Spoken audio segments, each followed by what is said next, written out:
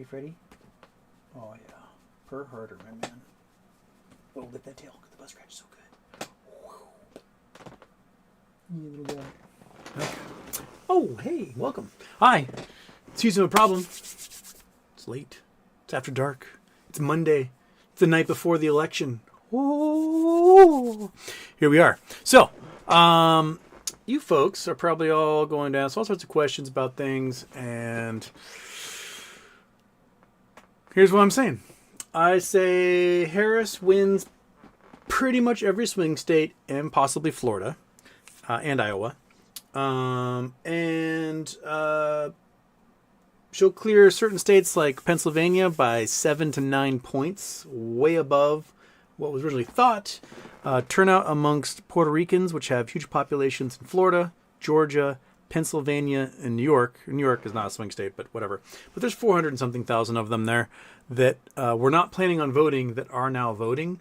And that's enough to really push the W into the Harris column.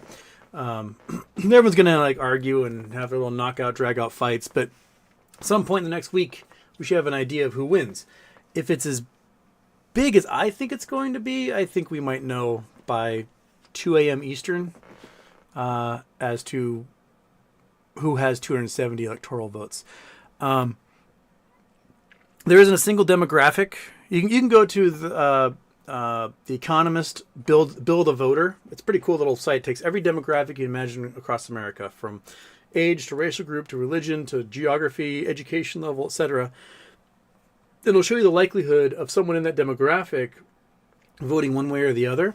And there isn't a single demographic in the United States, white evangelicals, Catholics, men, women, whatever, that has a higher likelihood of voting for Trump this election cycle than they did the previous election cycle. Almost every single one of them are at least 1% less likely to vote.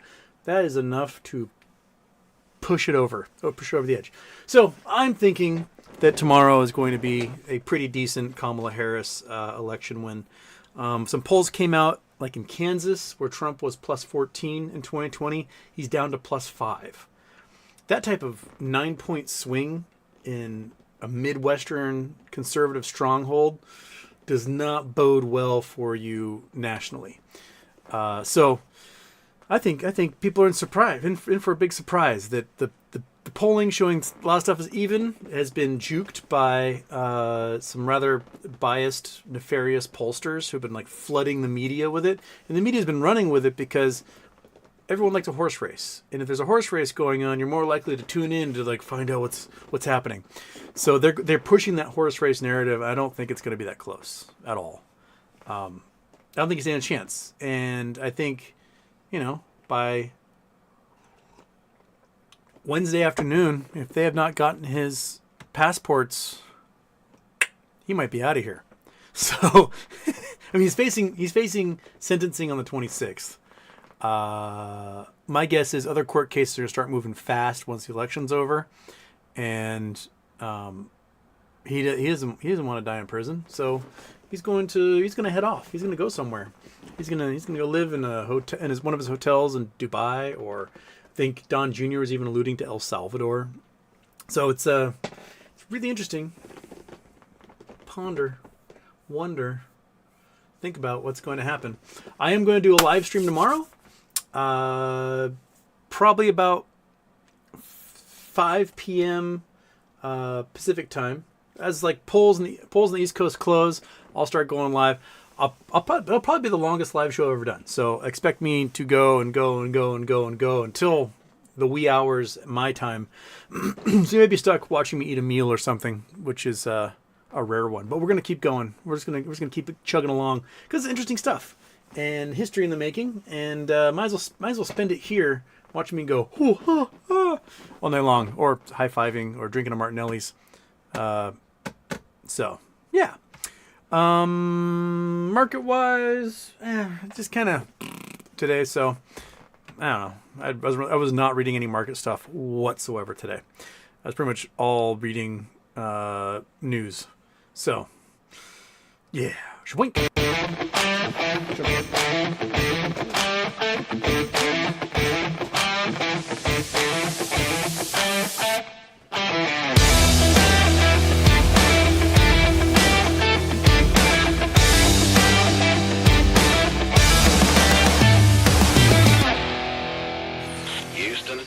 We have a problem.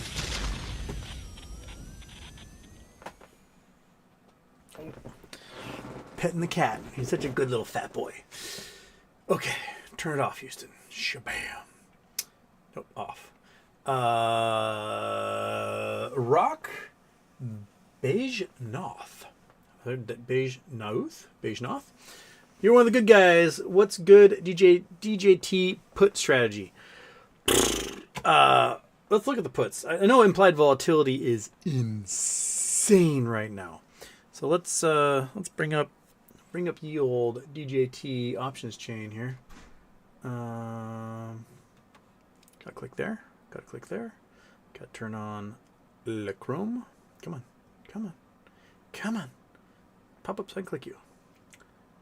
There we go. Okay. So this is I'm playing weeklies because implied volatility is so high, and they can afford anything else.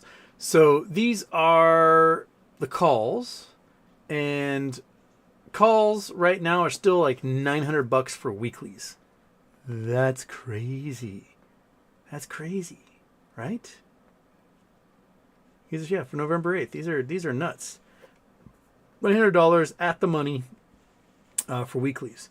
On the put side, which is what I'm hoping to play, they're a pinch cheaper. No, $900 at the money. But I'm probably looking at something way down here. Probably something, maybe 14s, something like that. And just buying as many as I possibly can afford at close. So, maybe half a dozen of them. Because if you get to drop $10, right? So you go from 34 down to 24, right? You're going to look at over 300% gain if it drops $10 by the end of the week, especially with implied volatility at 600%. And the implied volatility may collapse, so you may lose a lot of that premium on it. You may get a little premium crunch there, but IV crush as I call it. But this cheaper stuff, or I might look at maybe a week or two out. So the 2.5s here at 2 cents. I don't think there's a chance of getting it down to 2.5 in a couple of days, unless he leaves the country. But if we were to look at a couple weeks out, come on. I want dates. That's what I want. Let's look at a month from now, December 6th, right? We got puts. The lowest puts they have are only $15 on these ones. Do you have anything super cheap before that?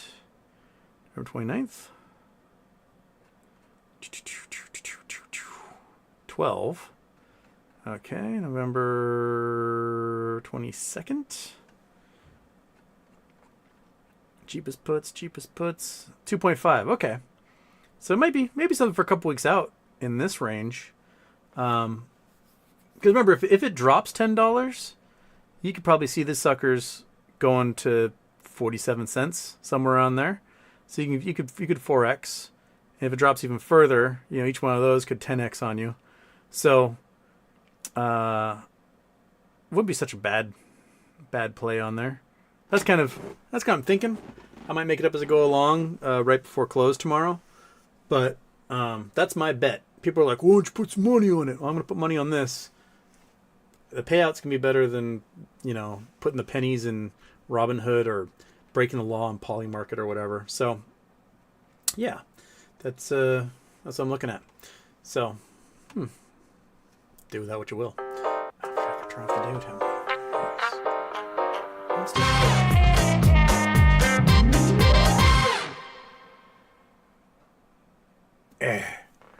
Turn off the daytime one. Ding dong. I have so many of these things. My brain cannot comprehend how many of these I have. Okay. Stephanie L. Super Chats. Hola. Did you hear what DA Larry Krasner said? Love it. He's the Philadelphia DA, right? He basically said, fuck around and find out. Or F around and find out. Basically saying, if you harass people in line to vote, we're going to arrest you, we're going to charge you, and we're going to throw away the key. And so he's like, by all means, try me. I've got tons of officers, we got federal agents, we got the whole works out there to make sure you aren't going to pull this crap. So any voter intimidation in line happening, you're gone. There's been a couple of cases. There was a young man like waving a sword at some women. There was a young guy who punched, knocked out like a 70-year-old woman. Those dudes won't see daylight for a while. And then there's been a couple of instances of people in some states you are not allowed to wear any campaign paraphernalia. This means a button, a sticker, jacket, shirt, hat, whatever. Like you cannot wear campaign paraphernalia in line or in the polling station, and they'll make you take it off. And there's been a couple instances where a person wearing like a MAGA hat has attacked a poll worker, and you get the book thrown at you if that's the case. So don't do that. You don't need to campaign in line. Everyone's there. Everyone knows who they're voting for. That's why they're there. There's not really anybody in that line who's like, ooh, I don't know which way I'm going to go. And seeing someone with a MAGA hat beat the shit out of a 90-year-old, polling station volunteer, probably not going to sway any votes towards your candidate there. But yeah, so yeah, Larry Krasner, he was very emphatic on how much he's going to ruin your day if you decide to start intimidating voters. So don't do that. Brandon Wells, sup. BW Rand, excited. Antonio Baez, message retracted. Mr. E-Machine, what do you think about the government considering bailing out Intel? Didn't we recently give them $3 billion? We did. We gave them a bunch of money to build some plants in Arizona? I can't remember where they're building theirs. Maybe Wisconsin? Yeah, somewhere. Intel's really, really, really fucked up their finances. I think if you're going to bail out Intel, you force them to get new leadership. Because what the leadership did stock buybacks rather than investments. And the entire recent round of Pentium processors are broken. They're straight up broken. They're miscalculating. They're getting unfixable errors. Cores are dying.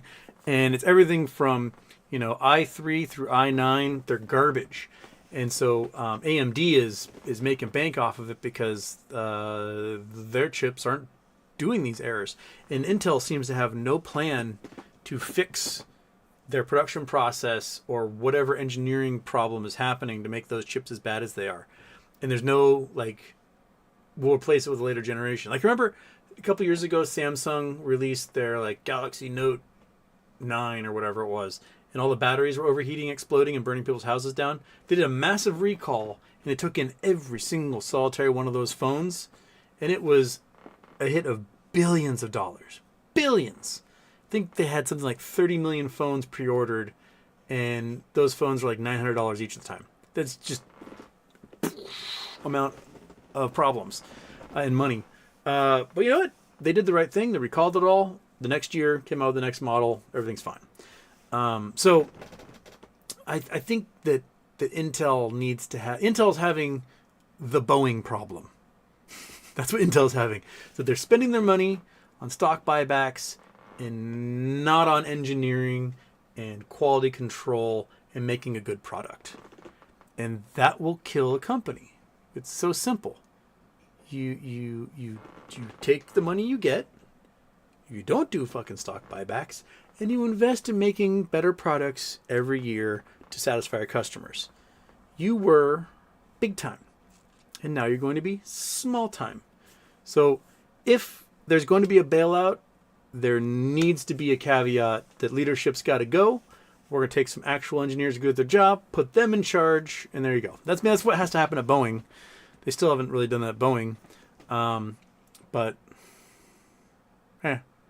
competency, man. Don't piss off your client base. Don't violate the trust thermocline. We ran CHIPS Act. Yeah, CHIPS Act definitely gave Intel money. Just an example of when government gets too involved, things get screwed up. I don't think it's the government's fault on CHIPS Act, or I don't think it's CHIPS Act's fault on Intel. I think Intel was screwed to begin with. My brother, he worked for Intel for a while on this $1 billion project. I talked about this before, but they had designed glasses that near the nose piece had a little laser emitter.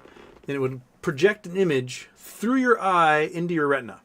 So you weren't looking at anything. It was literally being beamed into your head, but it wasn't going through like your pupil. And so you had a heads-up display wherever you looked, beamed into your brain. This thing was cool. It wasn't like you're trying to focus like a Google Glass or like VR thingies. This was just an information display, monochrome, projected into your brain. And so you had a heads-up display, reading information wherever you were, and it just like Terminator. They spent $1 billion on this thing. I don't know, 200 patents or whatever. They made a production version. It was kick-ass. They released this YouTube video. They're like, look at this amazing technology. This is the future. And then Intel went, that's cool, and fired everyone and canceled the program. Like, you spent $1 billion on this, and you just canceled the program. This is the type of thing like you could give to soldiers, and soldiers can have a heads-up display of coordinates, locations, GPS maps, whatever, and they could be on the battlefield doing their thing while having readouts of like where enemy locations are. Like, why would you just cancel the program?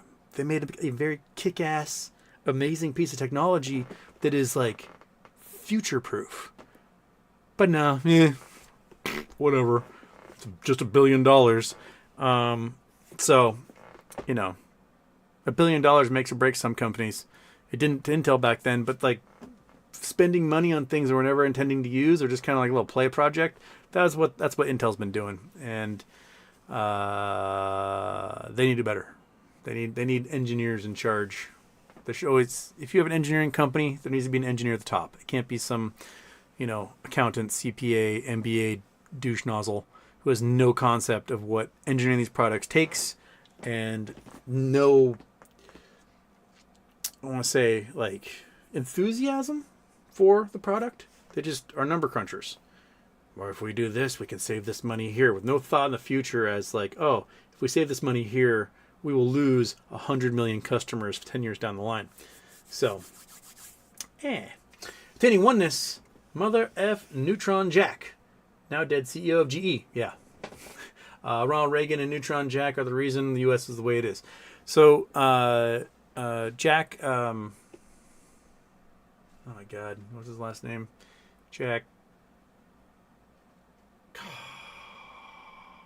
Why is my brain forgetting? He was CEO, he started CEO of GE back in the 70s. Jack Welch. That's what I'm thinking of. Jack Welch. Yeah, I can't believe my brain didn't think of that. So he started in the 1970s, and he sort of started the lay people off to have immediate savings, and then our stock price goes up, and do some buybacks, and then rain down bonuses upon your executives. So your executives got this like giant overcompensation. They went in and they used McKinsey Consulting to sort of lay the groundwork for this. So like, hey, McKinsey, I need you to tell me that I need to pay myself more. And so they do a giant investigation, and they come back with this report like, you know what you need to do? You need to lay off 35,000 employees and give the executives and board huge bonuses. And that's the way you're going to retain talent. And the board was like, I guess we're going to have to lay off 35,000 people. And so this went on through General Electric, and it spread like wildfire into other industries. So this whole greed is good mantra spread. And then you saw mass layoffs at car companies, at steel factories. You saw these corporate raiders come in, and they would work in tandem, and they would take over these companies and over leverage them, and then sell off all their pieces, and then walk away in bankruptcy. That's how like Bain Capital got started. He had Chainsaw. What's that guy's name? The one that Scott Tissue, Scott Paper. Chainsaw. Crap. His name. He was a super duper fucking dirtbag. Chainsaw CEO Scott Paper. Albert Dunlap. Yes. He was absolutely absolute garbage monster. He laid off 11,000 workers, gave himself giant bonuses, made himself chairman, executive, CEO, the whole thing. And then by 94, the company was like about to die, and he had to step down because it just doesn't last. Like if all you're doing is for short-term gains, you're going to destroy the long-term viability of the company. You just can't do that. And if you're okay, like, you know, you destroy everything. Yes, you, the guy who destroys everything, might get a windfall of 10, 20, $30 million. You don't have to do anything again. You're cool. But now tens or hundreds of thousands of people are out of work. And your company's not viable. But you're okay. You take that 10, 20, $30 million. It's sitting in an account. You're fine. All the other people are fucked. Whereas if you just made it so that the CEO can only take $1 million, right? That if you get $1 million a year, you're living in a big house, you drive a nice car, you're going on vacations, your kids go to private school, etc. And I just realized my collar's all flipped. And you're living a good life. But when you start making so much money, that doesn't matter if you lose your job or not, because fuck it, who cares about the company? It doesn't need to be there anymore. Then you're not going to make decisions for the company. You're going to make decisions for, I don't care. Get me more, right? So I'm all for eliminating exorbitant executive pay. You run a company, you can make 100 times what the lowest worker makes, maximum, which is probably still too much. But it'll force people, you know, the Waltons, etc., to either pay their employees more so they can get more, right? Or they just won't get more. So, you know, if you have executive of a company like Reddit went public last year. Reddit did $900 million in revenue and missed their profitability by $90 million. So if they made $990 million in revenue, they would have been profitable. Or if they somehow saved $90 million in expenses, they would have been profitable. Well, their CEO made $100 million. So if they just paid their CEO $10 million rather than $100 million, they would be a profitable company. It's not that hard. There's nothing you can do with $100 million you can't do with $10 million. Let's face it. This isn't. Like, oh, you have 4 Bugattis in your driveway. You don't need that. Ride a bike. Like, we can do better in this country. Yes. F Neutron Jack.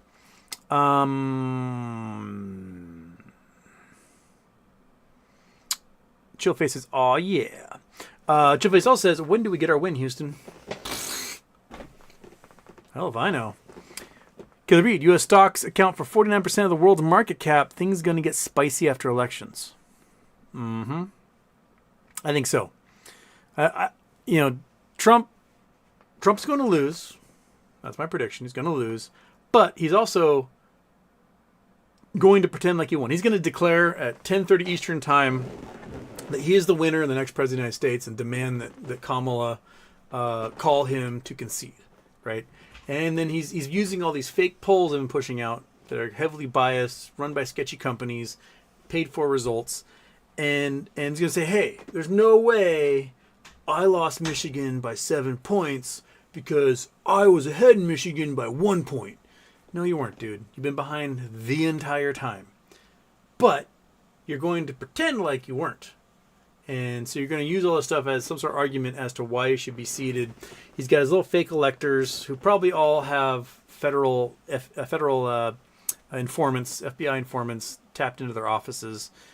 All the little militia groups, the Proud Boys, the weird white nationalist groups, they're all full of feds and federal informants. And, Trump tells them to do anything, or Trump underlings tell them to do anything. Everyone's going to jail. It's going to be the most hilarious CI, reports you've seen, where you're going to have these heads of these groups being like, okay, now we got to go storm the Capitol. And it's all going to be on tape. They're ready for it this time. They're 100% ready for it. So, the market's going to be like, oh, who's going to be the next president? But then Trump will get sentenced on the 26th, and that'll be that. So, just in time for Christmas. What day is Thanksgiving this year? November? Come on, give me my calendar. Thanksgiving is 1, 2, 3, 4. So Trump will get sentenced the Tuesday before Thanksgiving.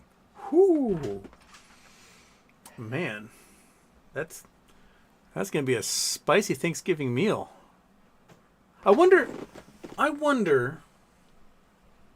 Like, imagine this: you're a Trump child, you're an Ivanka, you're a Don, you're an Eric, right?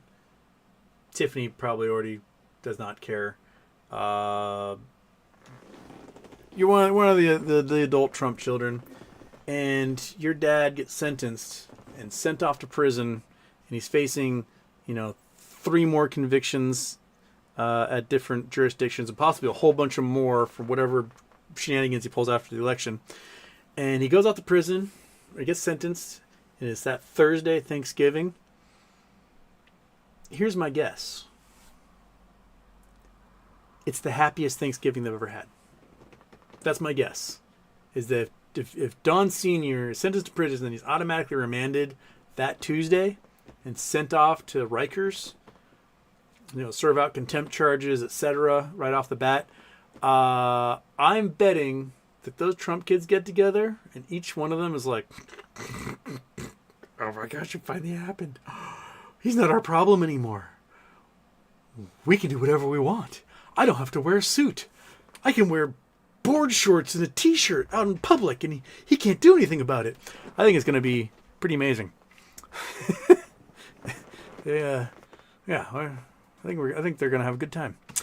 Okay.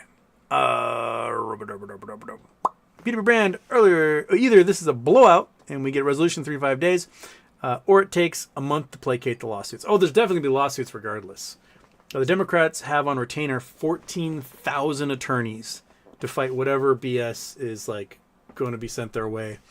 So they're spending a cajillion dollars on just attorneys who are at the ready. They're going to be in precincts. They're going to be sitting in courthouses just to file when they get a fax from someone.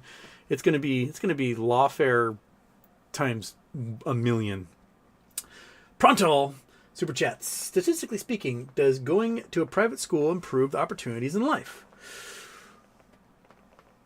It depends on the private school, right? Like if you're going to go to a weirdo private school, probably not. If you're going to go to, Lawrenceville in New Jersey, Bush Academy in Seattle, Punahou, which is where Obama went in Hawaii, you can go to one of those private schools, you're set. The thing about private education, the thing about the education at Harvard isn't any better than the education at your local community college. It just isn't. You're learning the exact same stuff, using the exact same textbooks, having an expert who's just as good as anybody else teaching the information. There is no difference. Harvard gets you fancier equipment to play with, right? And a network.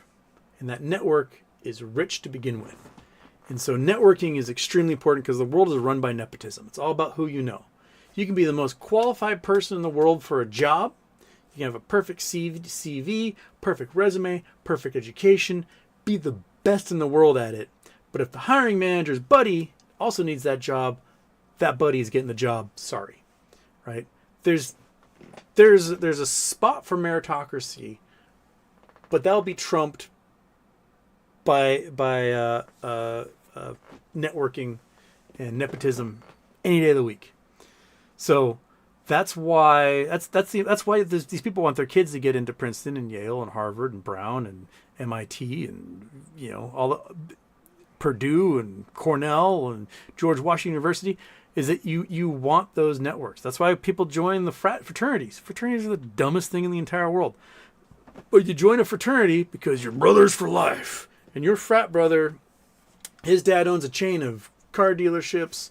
That frat brother over there, his dad's a VP of global finance for Merrill Lynch. That frat boy's dad owns a sheet metal manufacturing mill or something. And you being friends with them means you now have business connections. You got job connections. Those kids, they're going to be, when they graduate college, or immediately be a VP at one of those places. And you want to have those business connections with them. So networking is a huge, huge deal. So yeah, people that go to private school have a lot of opportunities that people that don't go to private school don't get. So, so you're not getting any better education. It's the whole reason why Harvard accepts in poor people is because the poor people that go to Harvard are the smart ones. Those are the geniuses. And that is what improves your school's ranking. Is you bring in a bunch of poor minority kids from all over the world and you put them in Harvard, then all of a sudden, the SAT, ACT scores, etc., to be able to get into the school rise up because a third or more of your school are legacies. Those are the children of rich people who have already gone to school there. And those legacies, they don't need to meet the criteria. They just need to get like a 2.5 in high school. They'll get in there like George W. Bush. They'll just party and drink and do whatever all day long and skirt on by, get their graduate, head off to, business school, and that's that. So she's growling underneath me as she's dreaming. That's it. You aren't going to get generally like your top public school in your state and your top private school in your state. There's no brain power difference. Like, I went to the Brainiac top public high school, right? We had an electron microscope, PhDs teaching our science classes. Our AP courses, our Knowledge Bowl team, our debate team, our math Olympiad team, all national champions. Odyssey of the Mind, national champions. We crushed the private schools on that stuff. But that's because our population center, like this island I live on, this little rich island, has more graduate degrees per capita than any other community in America. More than Berkeley. More than Annapolis. More than Washington, D.C., more than Atlanta, more than Ann Arbor. It's like 46% of the adult population has a graduate degree. So you're going to produce kids who read. And that's probably the most important thing. Like if you want to have good schools, you need to have families that read. That's probably the biggest demographic you need to look for. If you've got poor areas people don't read, then kids come into school behind. Their parents aren't reading to them. There aren't books at home. So if they're curious to flip through books or whatever, that'll probably be the biggest indicator as to whether your schools are good or not. Will depend upon, do the parents read? Read for pleasure, right? So it won't matter if you go to private school or not in that case if nobody's reading. You just need to have that edge. Okay. Where am I? Another super chat just came in. Okay. None off. Hey, Houston. Any tips for being on time? I'm forever late to everything. Might even cheat death because I'll be late to that too. Live where the only way you could get anywhere is by ferry. It'll make you be 15 minutes early everywhere. That's everyone in this community, because we rely on this ferry, is always like 15 minutes early everywhere you go. Just because we're like, we need to get on the ferry, we need to make sure we have our spot, the car needs to get on, whatever. And it just results in us showing up to a movie 15 minutes early, showing up to dinner 15 minutes early, showing up to baseball practice 15 minutes early. I don't know what it is. We're 15 minutes early everywhere we go. So move to where you need to use a ferry to get anywhere, and you will all of a sudden be 15 minutes early to every spot you've ever had to get to. And that's the best I can do. Or somehow wake up 15 minutes earlier. I don't know. But yeah, I've never, like when I've lived elsewhere, whether it was California, East Coast, Hawaii, Europe, Canada, no one had the same punctuality as people in this community do. And I think it's all entirely from being raised with a ferry. So maybe like communities that have subways or something, have like a train that they got to get on this train at this time. Maybe they've got some sort of punctuality thing as well going on. But that would be how I think you get through it, is be dependent upon a schedule. If you miss that schedule, then it's just consequences. So, also, the benefit of living in a community in a ferry, which isn't so much a benefit anymore because nobody goes into work anymore. But if you worked in an office building in Seattle, you always got to work like 20, 30 minutes early. Because like, oh, I gotta catch the 4:45. So I'm going to leave now. So I'll see you guys later. And they always get out of meetings like 15 minutes ahead of everyone else so they can get to the ferry. And then everyone else had to work an extra half an hour. But you don't because you got to leave early. So that also helps you be punctual. Kelly Reed. Hoping something tomorrow with all the DFV tweets signaling November 5th. Happy birthday. Remember, 5th of November. That'd be nice. BW Brand wasn't where DFV was tweeting. I bet he has puts on DJT. No, it's just everyone's looking at his tweets from last spring, and he did lots of stuff from V for Vendetta, which was all about Guy Fawkes and remember the 5th of November. We did his terrorist plot. Zuma guy do with nub 10th. Benjamin, hypothetically, what happens if Trump wins? He goes sentencing as president-elect, then what? Has to wait to take office from his cell and then pardon himself? Quite situation. Well, if he gets sentenced in the New York case, he does not get to pardon himself. A president cannot pardon state charges. And so the New York case is state charges, so he would not be able to pardon himself. He might refuse to report. Maybe like, no, I'm not going. And then I don't know what happens when you have a president who has like a warrant out for their arrest on state charges. Like, what then? The Secret Service have to be like, well, I'm technical law enforcement officer. I'm going to take you in because of the extradition treaty between D.C. and New York State. I don't know. I think we get into uncharted territory there. Very interesting. Yeah. I would assume that they levy fines and that those fines involve seizing property. And so they'd sort of narrow what Trump has. But yeah, that is a good question. What happens if he's facing jail time while as a sitting president? War? I don't know. Danny Oneness, has PP show fallen deep end? Seems batshit to me. Lots of Trumper thumpers. It's finance, man. There's gonna be Trumpers in finance in general because it's more a Republican leaning area. Like there's me and Hey Ross, and that's about it.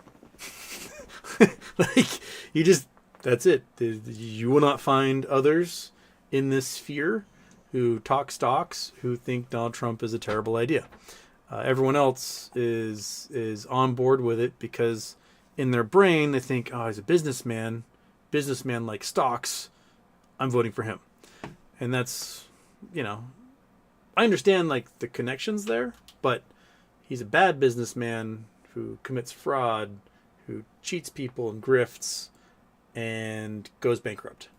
And that doesn't seem to me a viable pattern to follow. John Oliver did a good job on Sunday pointing out just how dangerous Trump's new business ventures are for someone who's going to be president. He's got his new digital Trump crypto platform that can take money from anywhere in the world, right? So he can be receiving innumerate sums because crypto is not a security. It's not regulated by anybody. Therefore, there's no rules against the president taking in cajillions of dollars in money via crypto. Also, he's got a publicly traded company that is not financially viable, cannot make any money, but the Saudis, the Qataris, the Russians, they can buy up obscene amounts of shares in his company and boost the stock, right? And you make him really rich. Or they can buy all that stock and then they can threaten him to dump it all and make him very poor instantaneously. So they can, you can have, there's 1 million people on Trump's social. It's like 0.1% of the people that are on other social media platforms. But if for some reason Truth Social charges, Amoco or Emirates Airlines $1 cajillion per ad, and they all of a sudden start just buying ads that are way too expensive for the market on just Truth Social, and Trump starts having money roll in, right? That's one way to affect, to affect influence on the president by hostile foreign actors. And we don't have any mechanism in place to ensure that we don't have a president who's financially compromised. So I don't know what we do about that. I mean, when Donald Trump became president, he had assumed he'd have to put everything into a blind trust. He was like, I guess I got to put us in a blind trust. And then he found out that you don't have to. There's no law about it. It's just that presidents were good people who thought, I'm going to put this in a blind trust so I don't have any conflicts of interest. And Donald Trump's like, I don't actually have to put this into a blind trust. Well, I'll put this into a revocable trust and we're good to go. So he has no scruples as far as it is when they're having conflict of interest. I mean, he had, the Qataris buying something like $100,000 in hotel rooms a night at his DC hotel while he's president, and the rooms just sat empty. They're basically saying like, all right, I'm going to pay a bunch of money. I want you to do what I want. And there was no rule against that. Matter of fact, I think he got sued for it, and then it was working its way through the courts. And then the minute he was out of office in January 2021, the Supreme Court went, he's out of office now. It's too late. So he got away with it. We're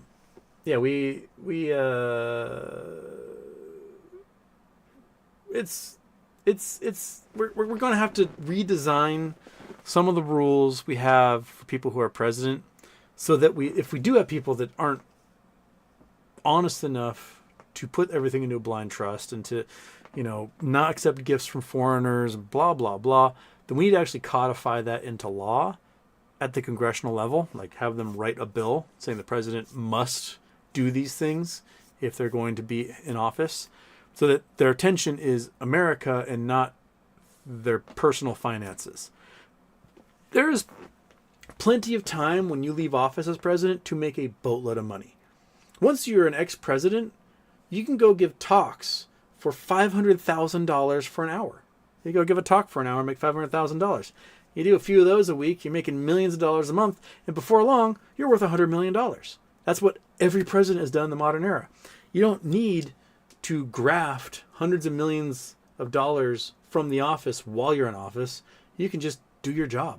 And then afterwards, write your bestseller, do the speaking engagements, do the audiobook, get the Emmy, blah, blah, blah. Make a film production studio. I think most of the Obamas have a whole production studio. So you don't need to enrich yourself while you're in office. There's plenty of time when you get out of office to make yourself very, very rich. We don't have to be president anymore. Containing oneness, don't forget DJT is a draft dodger. That he is. He's also that. He's got, what do you say, plantar fasciitis or something, or bone spurs, something like that.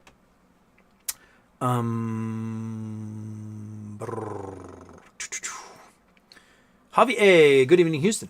I'm ready for this election to be over. I really hope Alan Lichtman is correct again. He is 9 for 10's predictions. 2000 was only error. Even 2000 he was right because, the Gore team made a fatal error in how they approached the recount in Florida. If Gore had said, hand recount the entire state, he would have won. And he would have been president January 20th, 2001. But he only wanted to recount in Miami-Dade and I think Palm Beach. Were the only two counties he asked to recount. And the Supreme Court used the excuse of, you can't actually demand recounts in specific counties. It has to be the whole state. So no, we're just going to go with the total that has Bush leading by 700 votes. But when the AP went through, so the Associated Press and a whole group of other newspapers went through every single solitary ballot in the state of Florida, and if they had recounted the entire state, Al Gore would have won by 23,000 votes. So, Alan Lichtman was right. He was technically right. So, there should be a little asterisk next to that 2000 one there because Gore actually won Florida in the end. If he and his lawyers had just asked to recount the entire state, he would have won by 23,000 votes. So, oops. Instead, 9/11 crashed the economy twice. Endless war. There was a Saturday Night Live opening that was the Saturday before the election, and it showed at first it was I forget who was playing Al Gore in that era of Saturday Night Live, but it showed Al Gore like at the giving a talk at the Oval Office. It was like, okay, now everybody, I need you to open your textbooks to page 26. We're going to finish our homework from last night. And he's going through, and it's like nerdy. And then it cuts to the alternate reality of where George W. Bush wins. And he's like hiding behind his desk while the world burns behind him. He's like, oh my God, this job is so hard. And it was so accurate because the world went to shit. It went to absolute shit. Young people might not remember what it's like to have constant war going on. I mean, like the wars that you've had for the last decade, you weren't seeing 5,000 people die. You weren't seeing giant bombing campaigns. It's just kind of this monotonous churning, right? But multiple invasions, deaths of foreign leaders, shock and awe, hundreds of thousands dead, green zone explosions. It was just awful. And it all resulted from electing somebody who couldn't be bothered to read. August 6th, 2001, you get a memo that says Bin Laden determined to strike inside U.S. And you go, I don't know who that is. When we have minutes from the transition team and Bill Clinton talking to George Bush before the transition happens, saying, hey man, best of luck. I need to tell you that the most important thing you got to pay attention to is Al-Qaeda and Bin Laden. That terrorist group will dominate your presidency. And I tried my darndest to take them out in 98, and we couldn't do it. And they just blew up the coal, and they're still out there, and they're active, and they're going to do things, and you need to be on your shit to stop this from happening. And George Bush was like, whatever, nerd.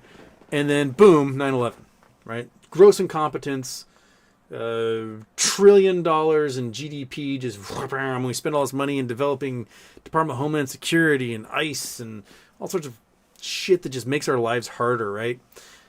And we could have had this alternative reality where if we just had a government that was on top of it, 9/11 never would have happened. We wouldn't be taking our shoes off at the airport, right? Like, we wouldn't have weird security checks that just take forever. Do you remember going to the airport back in the day? And you're going to go, I don't know, your parent flew somewhere, so you're going to go meet them at the airport. You go through a little metal detector, and you're waiting by the gate, and they get off, and you give them a big giant hug, and then you carry their bags back to the car. And, like, after 9/11, we don't get to do that anymore. So young people have no idea what it was like at airports before. It was I don't want to say it's like the easiest thing in the world, but like there was a different vibe. It wasn't this angry, cantankerous, awful experience traveling at the airport. It was just like you had to get places, do your thing. And here we are, 23 years later, and our reality kind of sucks. All because we elected a guy who was grossly incompetent in his job. He was not qualified to do the job. He wasn't curious enough. He didn't have enough information. He wouldn't read. And boom, get Katrina. We'll save $30 million now, update those levees. And then $500 billion in damage from Katrina. Thousands dead. Poor response by FEMA because, let's put this jerkbag Brownie in charge of FEMA and who gives a shit, right? So if you hire people who don't take the job seriously, you're going to get unserious people in all the other roles down the line. You elect Trump. One of the things that the Obama administration did is they sat down with Trump's people and they gave them the binder of pandemic response. They're like, look, after SARS, after MERS, after Ebola, there's going to be some zoonotic novel virus that's going to kick our ass if we're not on top of it. You guys need to read this cover to cover, have it memorized, and be ready to go and listen to the pandemic response team of the National Security Council when it happens, because it is going to happen, because that's just the way nature works. And they basically went, oh, thank you very much. Took that binder, threw it in the trash can, and went, and by May 2018, it fired the entire pandemic response team. And by October 2019, it fired the USAID rapid response teams. And then COVID hit. And then they're like, oh shit, what do we do? Well, you had a friggin' book that told you what to do. Step by step, how to have a national response to a novel virus outbreak. And instead they're like, states, you're on your own. And having the mixed messages of states, you're on the own, just, no. There's a supremacy clause in the Constitution for a reason, because in the states of national emergency, you need a codified, united front to explain to people exactly what to do in those situations.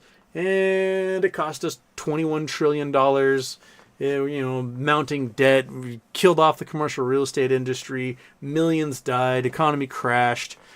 And that's what you get if you don't elect competent people at the job. We got people all the time that are like, are you better off 4 years ago? Gas was only $1.87 4 years ago. Yeah, and 1 million people were dying and you were stuck at home.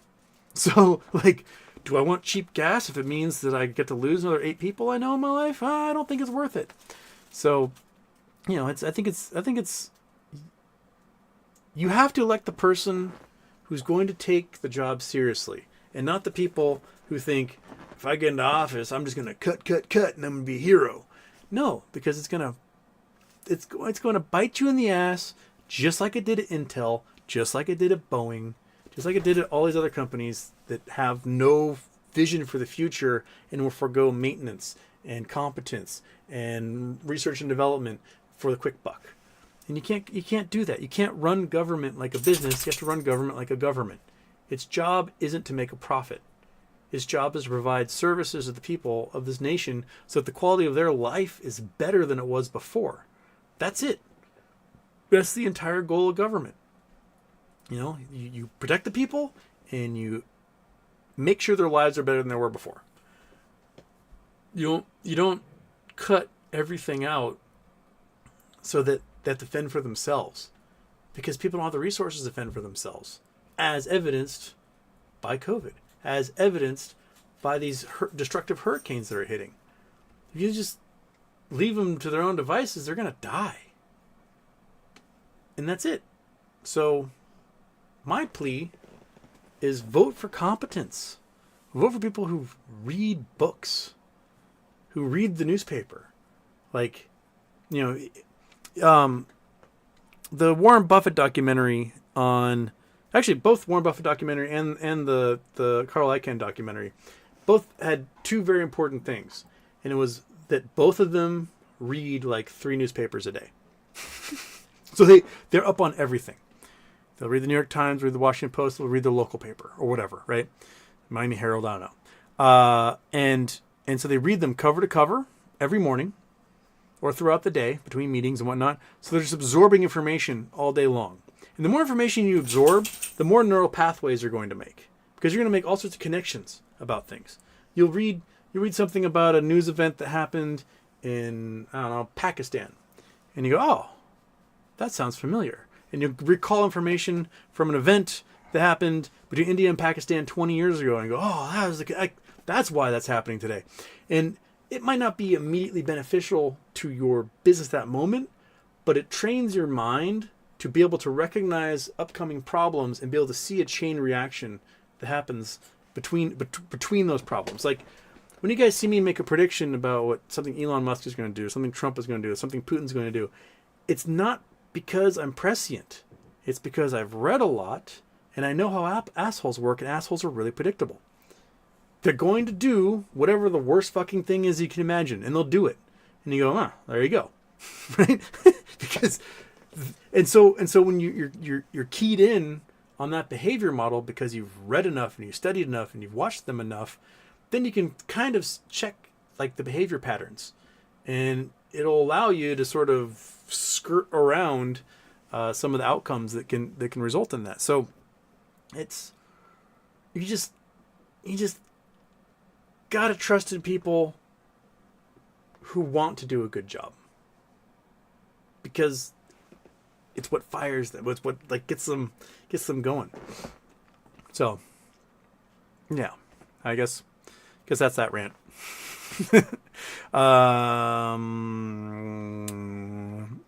Rick Weir says first. You were not first by a long shot, Rick. Hot Pocket Rebel bought some DJT this morning. Plan on selling tomorrow and buying puts with the profits to cash in when Trump loses again. What strikes you got your eyes on, my dude?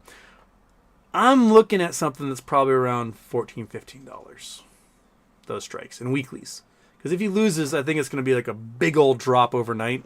There'll be an even bigger implied volatility in the morning, and then I can get out and use it for something else. That's what I'm thinking. How about Rebel? Also bought some of those futures or whatever they're called on Robinhood just for the hell of it. My money's on Kamala. I did not spend any money on that, but it seems like the betting markets have odds stacked against her, and you're going to get huge payouts with Kamala. And it seems like a no-brainer to me that she's going to win this one.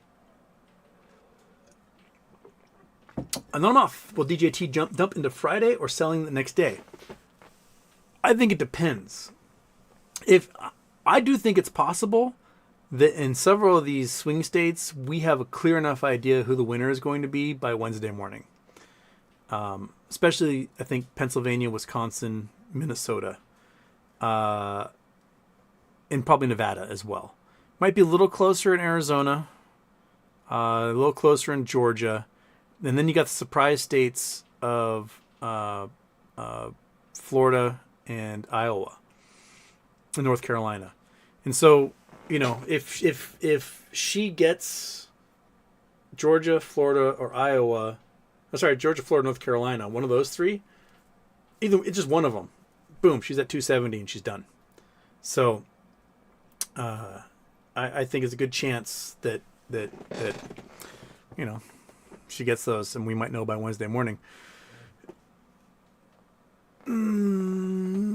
I do think that election boards are going to take their sweet time in reporting, though. One of the things that the Trump team was harping on was, like in Pennsylvania, you've got Pittsburgh and you've got Philadelphia, and everything else is red around those places. Farms, Amish, whatever, Pennsylvania Dutch, and those places are generally Trump voting, but they're sparsely populated.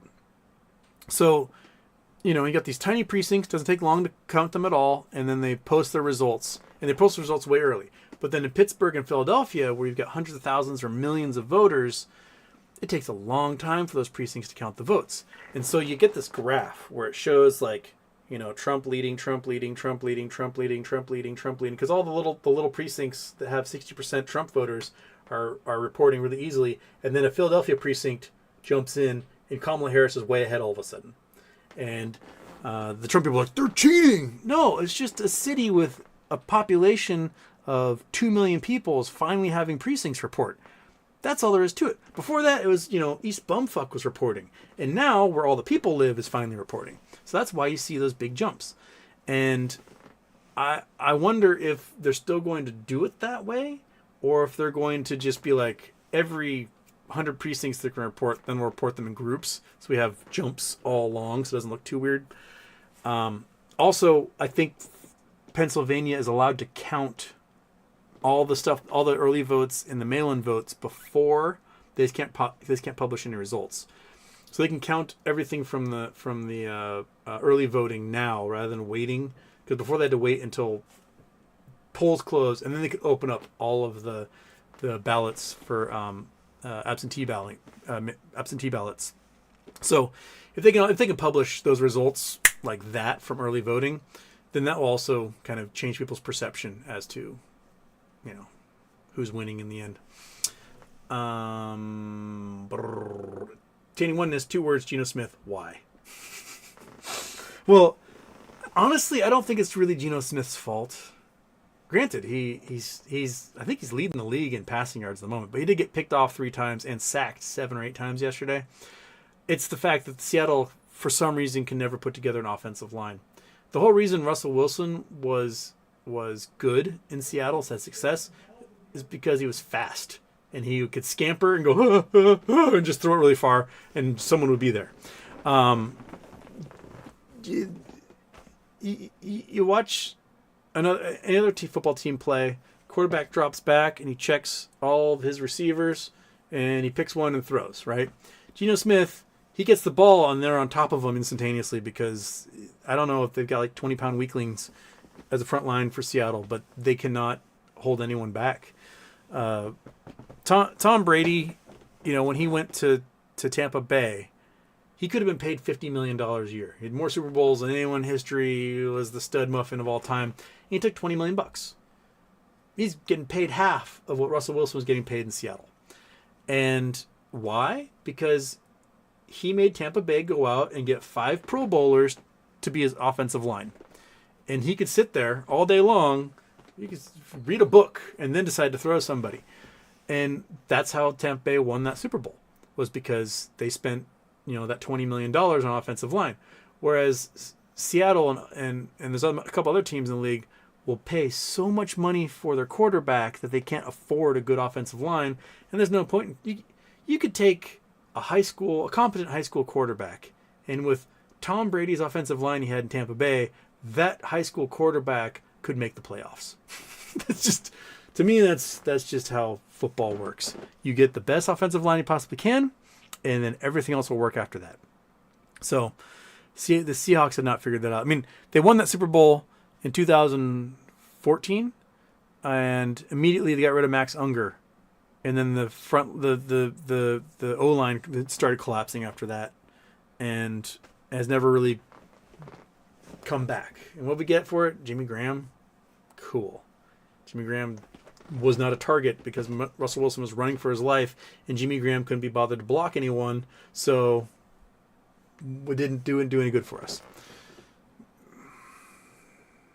Terrible tight end. Great receiver. Terrible tight end.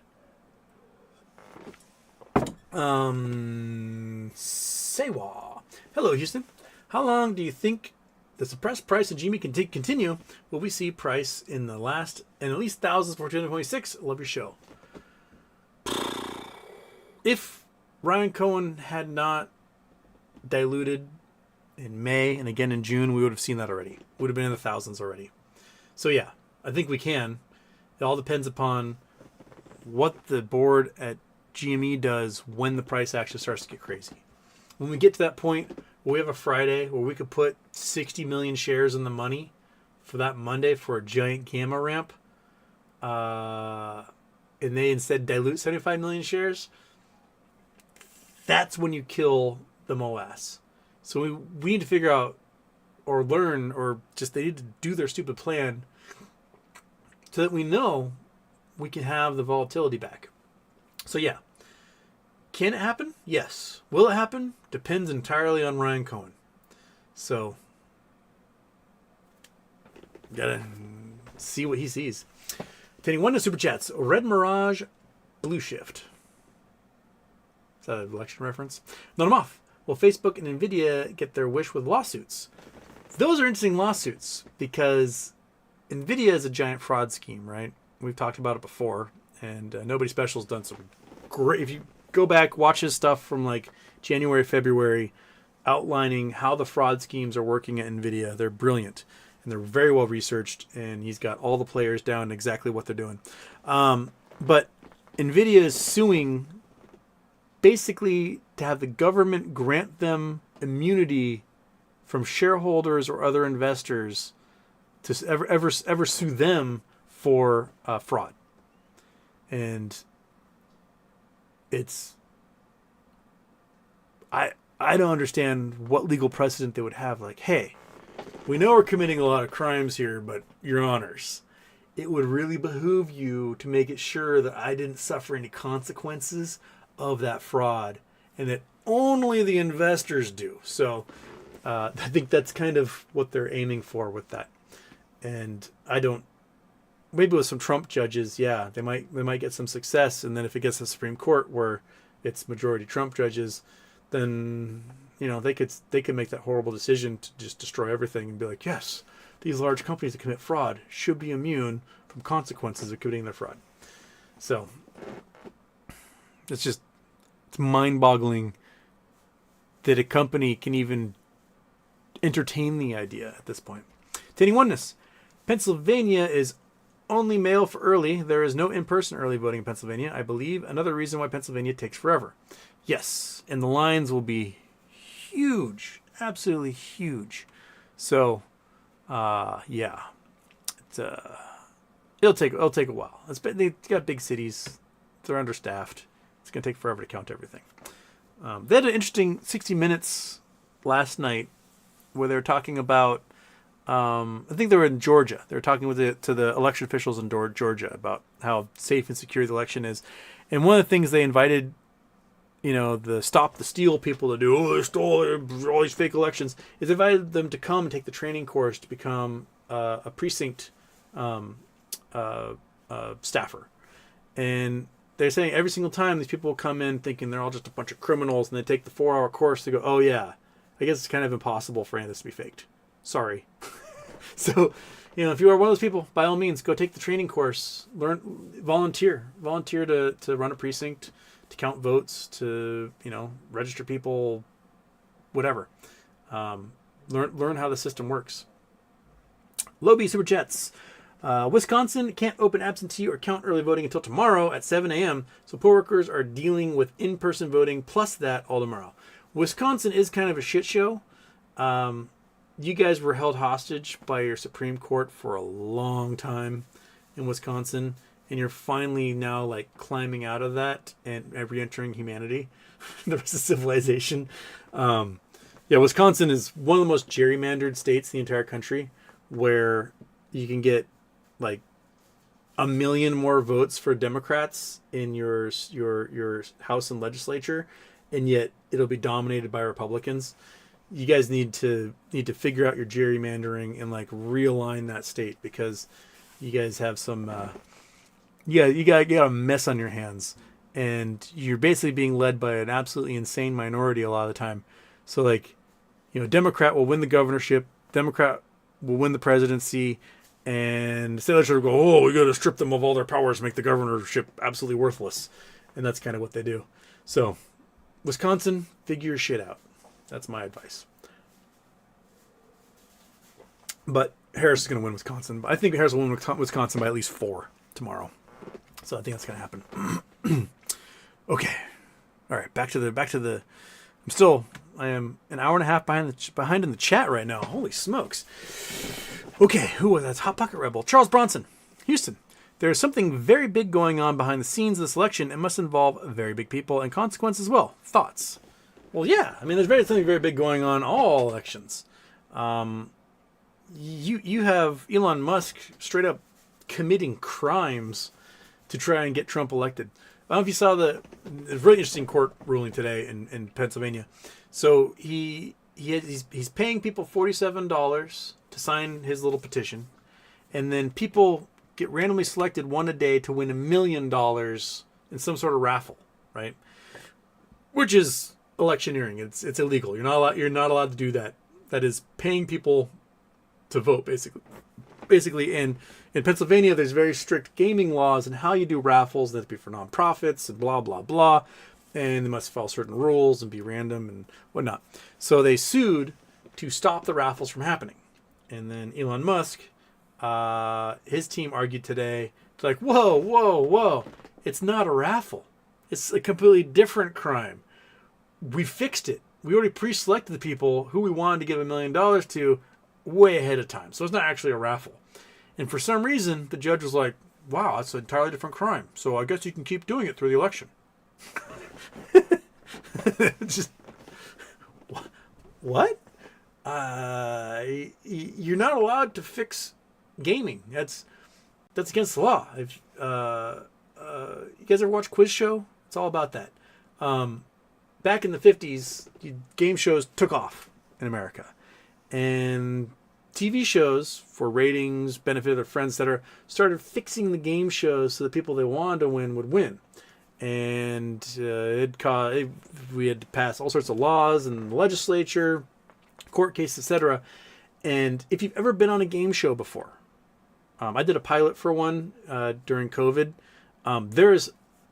a member of the government who is part of like a game show rules committee who ensures the validity of your game show, that it comes to skill and chance, and there's no one in the production putting their thumb on anything. Same thing to go with competition shows. They fall under that. Your Survivor, Big Brother, etc. You will have those compliance officers from the government there. Wheel of Fortune, Jeopardy. Where in the World's Carmen Sandiego? I was on Where in the World's Carmen Sandiego way back in the day. You had those compliance officers on set making sure that everything was on the up and up. And you have the same thing. If you look up your local state raffle law, right? And you're raising money for raffles, it has to be for nonprofits. It cannot be for profit. It cannot be, it has to be for particular, 501c3 and not a 501c4, depending on how they get registered. So if you're doing raffles as a PAC, yes, you might be technically a nonprofit, but you might not be the right type of exempt nonprofit because you are registered as a super PAC or whatever. So yeah, it's wild. There's a reason why Elon Musk in the interview with Tucker Carlson said Trump better get elected because if he isn't, I'm going to jail. Yeah, buddy. It was Wall Street Journal revealed that you've been having dozens and dozens of secret phone calls with Vladimir Putin, negotiating basically how Ukraine should turn out. Violations of the Logan Act. This might be a seditious conspiracy, racketeering, being an unregistered foreign agent, all sorts of things you can get charged with for that thing. You're a government contractor. You're not allowed to talk to the enemy and do things for them. That is not cool at all. Those things may have flown back in the day when no one knew how these corporate structures worked out, and you had GM profiting by building tanks for the U.S. and then their subsidiary Opel in Germany building tanks for the Germans. But that stuff doesn't work. It doesn't work anymore. We connect the dots now, and you just can't do that. You can't be selling, Starlink to the Russians and to the Iranians like he's been doing, while also working as a government contractor, providing the same service to our military allies in Ukraine. So, if I were in Kamala Harris's shoes and I won the presidency, I'd throw the fucking book at him. I would. I would get him for lying on his citizenship application, strip him of his citizenship. I would seize his companies, take his security clearance, and, do what you did sort of with GM and Chrysler during the financial crisis, where you get the company to function, you find a leadership structure, and you set it free again. And that's kind of what I think we're going to have to do, is just get rid of Elon. He doesn't need to be around anymore, man. Can you want this last one? What do you think? Florida, Texas, Missouri suing Fed for placing federal election poll watchers. I think it's interesting because, to me, I think the Supremacy Clause gives the federal government the right to watch these polls. That combined with the Voting Rights Act, but the Voting Rights Act got stripped by the Roberts Court, basically like, well, it's been 50 years. We don't need to worry about this anymore. Racism is over, obviously. And that's caused all sorts of problems and allowed for gerrymandering and, vote suppression and disenfranchisement of voters. And I think what the federal government should do is right now ignore the lawsuits and everything, because that's whatever. And just send federal agents into those polling places to make sure everything's on up and up. Just send them and be like, tough shit. If your sheriffs come here to stop us, we'll shoot them in the head. And that's what you got to do. You just got to put your foot down and just fucking do it. And tell these jerk-offs like Abbott and DeSantis to just suck a fat one. Because I'm in charge. It's my jurisdiction. And so, yeah, I think that's what you do. You don't fight it in court. You just lay down the law. Why? Because the President of the United States has immunity now. So fuck you. Thank you, Supreme Court. Biden can step in there anytime he wants and be like, yeah, I'm going to put my federal agents there. There's nothing you can do about it. I have immunity. Tough shit. And that's kind of how you need to do it. That's what a Republican would do. Republican wouldn't listen. They would just do whatever the hell they want. And that's why the Supreme Court granted the immunity for executives, because they're hoping that Trump can get in there and do whatever the hell he wants. So use it. Use that cudgel.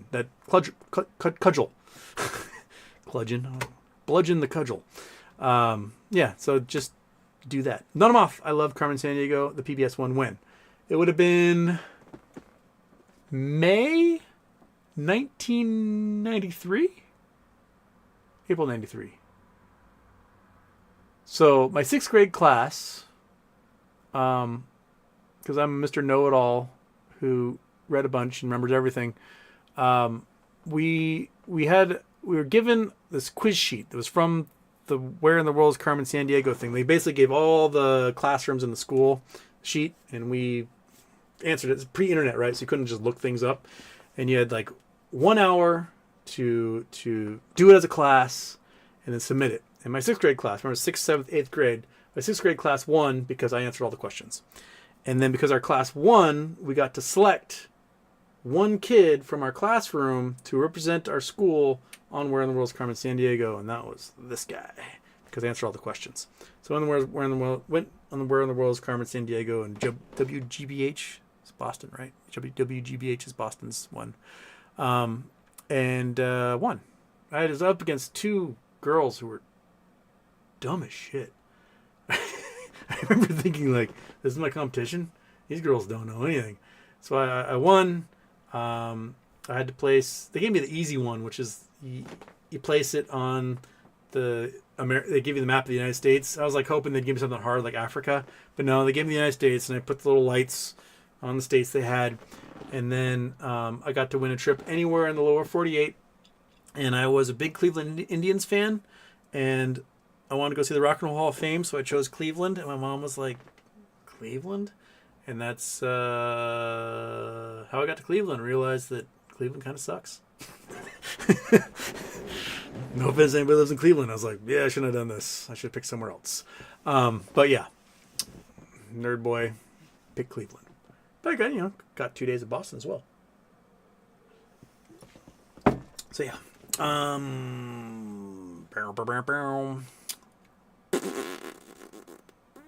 Where was I? That was Javi A. Resbrick Weir, Hot Pocket Rebel, Charles Bronson. First Day Productions. How does IEP drop $3 when Carl owns 92% of the shares? Shorting. Lots of naked shorting because Carl's not lending those shares out. So yeah, that's how it drops $3 when Carl owns 92%. Is that they're selling shares that don't exist, and Carl's setting them up for a giant trap.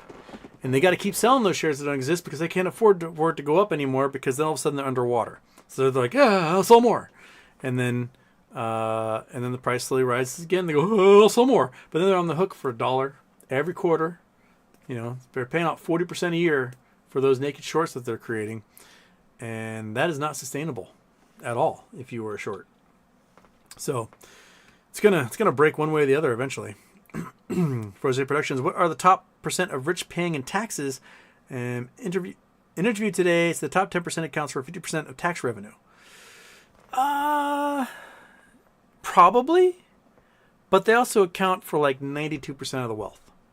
So they're not paying their fair share. They're like, oh yeah, well they're paying most of the taxes. Well, they should be paying a lot more than that. The top 1% control 31% of all the wealth in America. So the top 1% should be paying at least 31% of the taxes, right? At least. You have to remember, like, the bottom 50% are poor. If you look at household net worth, the average household net worth in America is like $1.2 million. It's a lot. You go, whoa, people are rich in America.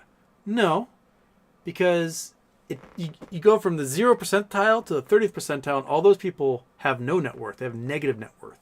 So from 0 to 30 is negative net worth, and from 30 on up, you have positive net worth. You get to 50%, the median, the median net worth is $90,000, which is the cost of a new truck these days.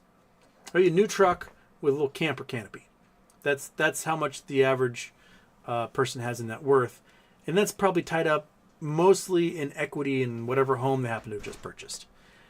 So it's heavily skewed. The rich 10%, rich 1%, which 1/10 of 1% is skewing everything. I tweeted Unusual Whales when they posted the updated stats on that, and just right here, just be a little snuggle bunny.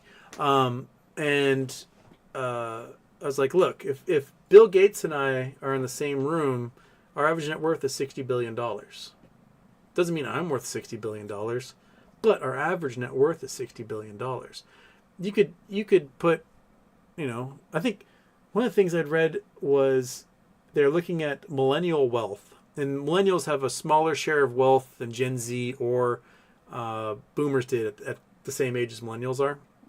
And if you removed Mark Zuckerberg from the stats, just Mark Zuckerberg, like millennial wealth got cut almost in half.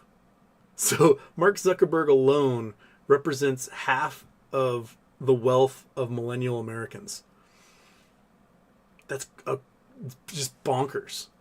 So yeah, they should be paying a lot more. I'm curious to see exactly how they would make taxing unrealized gains. I'm curious to see how they make that work. Because, stocks can be volatile and go up and down. Does that mean we're going to be able to declare larger than $3,000 a year in losses at that point?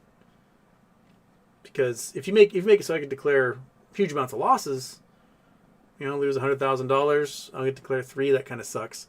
But if I gain $100 million, I'm paying taxes on that. I understand. They're probably figuring stuff out about that. You're such a little sweetie. This cat is just love her. She just wants to just make out. She just wants to rub heads and purr. And she's just a little lover. I know you get hyperactive and want to destroy stuff, but you're also just a little lovey dovey. Yes, you are. Yeah. So, where are we? The Frozen State.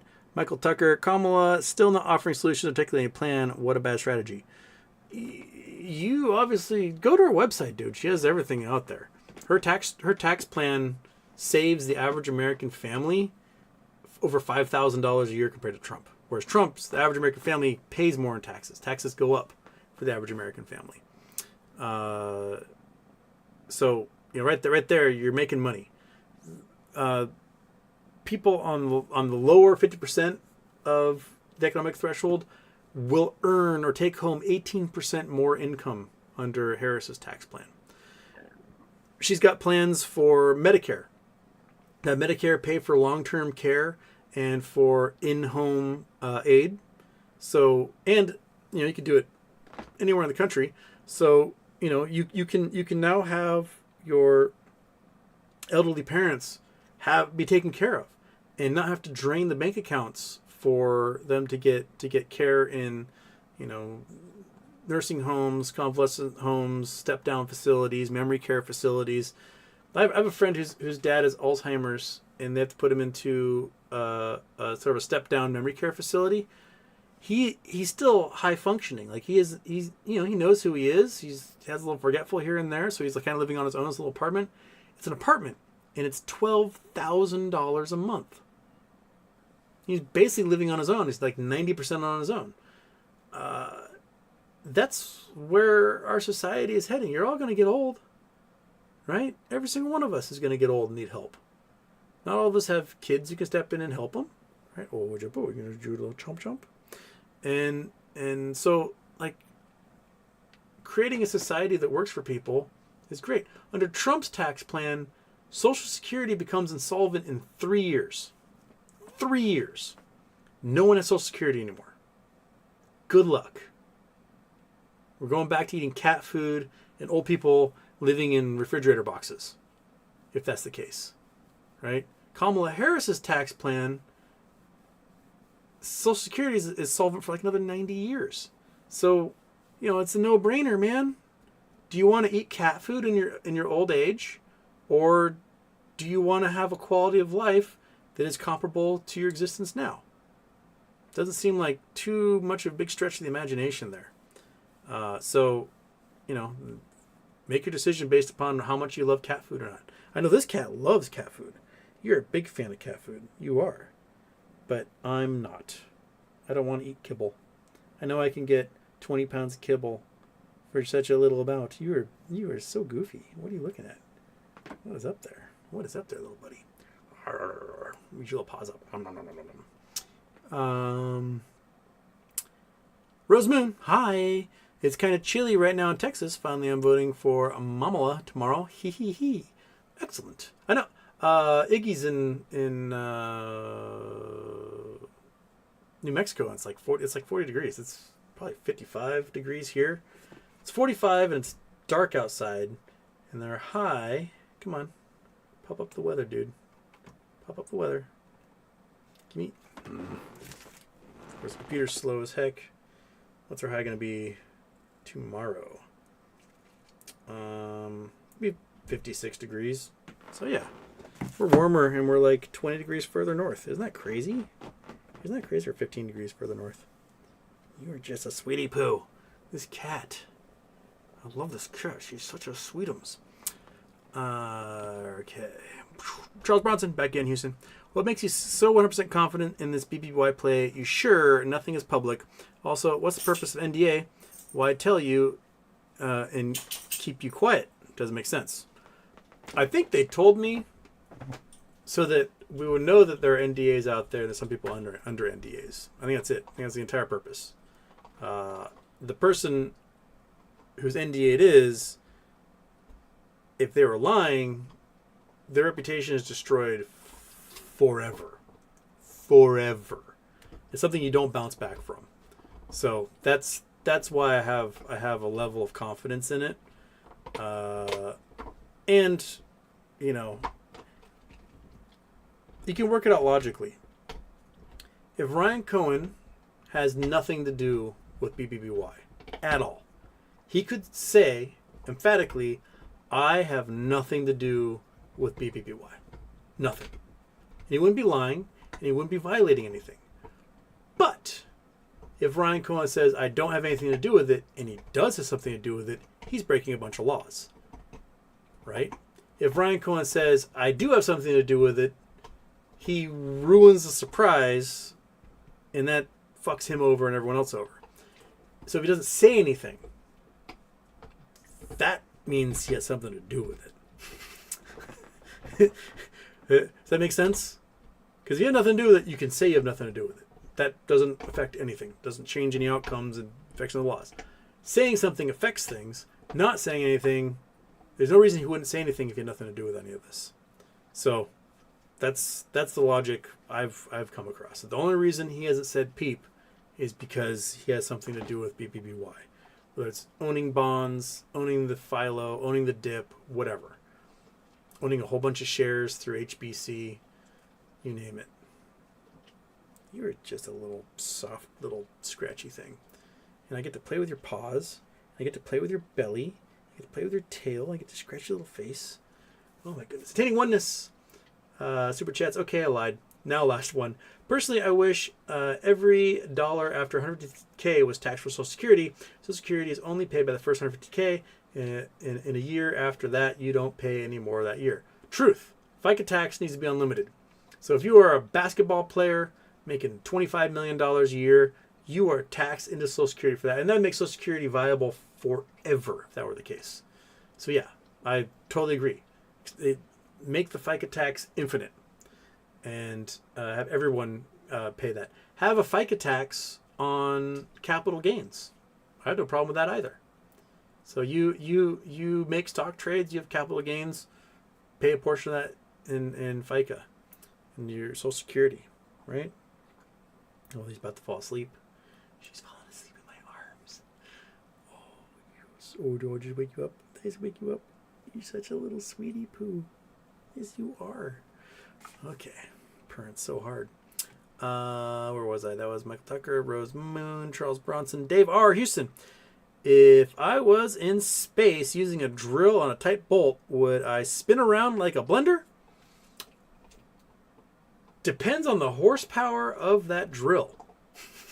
Like, if you're going to use a drill in space, I would definitely recommend bracing yourself on something else before putting that thing and just hitting it. Because without a brace, you might start spinning a little bit. So I would definitely like wedge a foot around something, brace my body on something. But yeah, those drills, like especially if you're using like a impact hammer or something that has like 185 pounds of torque, it's like as much as a Mazda Miata.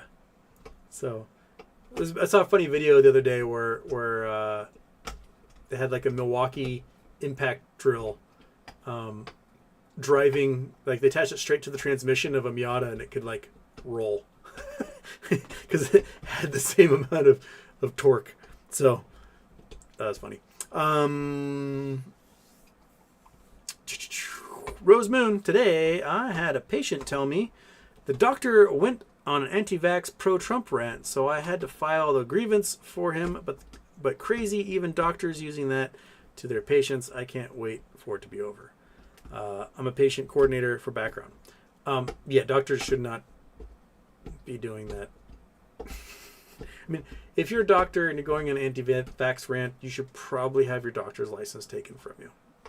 As has been happening with a lot of doctors who joined things like that ivermectin, the ICEE, whatever they call themselves, the Concerned Committee of Physicians and whatever. A bunch of people who should lose their doctor's licenses, and a lot of them did. Oh my goodness, you just falling asleep. Oh. So, yeah, that's... No, I don't... the whole reason I won't ever go to a chiropractor is because all of them are absolutely batshit and weird, Trumpy, anti-vax, anti-healthcare. It can all be fixed with just minor adjustments, and they snap someone's neck and throw a blood clot into their brain. First State Productions, Tucker, if she doesn't lay out a plan, no one can go back and point a finger at failure. I mean, in one debate, I didn't hear either party give an answer. There was, in the debate, there was a little bit of plan announcement, especially when it came to taxes that Kamala Harris did. Trump did say that he has the concept of a plan for his healthcare thing, but he would do like healthcare week all the time when he's president and then never ever came up with anything. So, yeah. And she's out. And she's back up. Bill Coyne, Jimmy, you're breaking my heart. Sob, sob. So why don't you love me back? I don't know. Got shit or get out the pot there, Ryan. Oh, great. I said reset the chat, and there's a lot of chat that I need to get through here. There it is. Okay, Charles Bronson. Trump at McDonald's and riding in a garbage truck, both reference to Teddy books. This is what makes the black man listen to the Lamb of God. You should too. But he didn't ride in the garbage truck because it's in the Teddy books. He rode in the garbage truck because he had a comedian called Puerto Ricans garbage, and then Biden called Trump followers garbage, and Trump's like, "Oh yeah, we're garbage," and so he rode in a garbage truck. That's why. He worked at a McDonald's because Kamala Harris had worked at a McDonald's back when she was in college, and a lot of people were saying she never worked at McDonald's. Why would you lie about that? Oh yes, stretch it out. And so Trump wanted to go work at a McDonald's, and that's why he did the McDonald's thing. Lobi, oh my God, the kitten. This is for her. Thank you. She is such a sweetie. She is. She's just like, she likes to do the murder thing. The murder thing is fun, but oh my goodness, she's become such like a cuddle puddle the last couple of weeks, and like this is like her favorite thing in the world. It's just getting all swaddled and pet and loved. Dumpster cats, man. Dumpster cats are like the best cats. Okay. First Day Productions. I saw the money on the crypto betting site go closer to even. Someone put big money on Harris. What are the odds no one gets paid out? Well, here's the thing, is that Polymarket, I don't know about the Kisashi one, whatever. Most people have been talking about Polymarket. Polymarket's illegal. If you are an American, you are not allowed to participate. And it sounds like the feds are cracking down on that, and they're going to be charging people who participate in Polymarket. Polymarket is owned by Peter Thiel and like 3 Kremlin oligarchs. and it's offshore. So only foreigners can bet, right? So already it's not voters who are betting. It's the big bettor is some Elon simp in France who like bet $45 million, and that's what caused everything to like jump up towards Trump. And those odds are built not on polling data, not on actual odds, but basically on how much people are betting on one side or the other, and that's what they're basing all the odds on. So if you're gonna go by foreign degenerate gamblers, that's what polling market is. The betting market is going to show you. So yeah, how are you gonna get paid out? It's a foreign site, dude. I don't even know what repercussions you would have if they never paid you. Because, you know, if you're American, you bet a bunch of money and they go, oh, we can't pay you. You're an American, right? Tough shit. I mean, when the Poloniex crypto exchange went down, I had a whole bunch of Zcash in there. And because I'd been mining it back in 2016, because I set up a whole bunch of computers in my house rather than having a furnace, and just had the computers mining Zcash for an entire winter. And so I had tons of it in there. And all of a sudden I get this email that Polymarket was like, or Polynex was like, hey, it's now illegal for us to operate in Washington. And they just closed my account and stole all of my Zcash. Gone. No repercussions. Nothing I could do about it. Just tough shit. Gone. So I'm not sure what you'd do in that case with Polymarket. Oh, yeah? Yeah. Then I'm off. Forced to finally file taxes? Did I lose my BBYQ? Yes. According to your taxes, you did. Even GameStop had to announce that they had a stock that they had to declare a loss on they don't believe is a loss, but they had to anyway. So that's what my CPA said. Declare it a loss. If you get it back, then we'll deal with it then. Attaining oneness. Not a month. I used TaxSlayer, which gave me the option to select what I wanted to claim.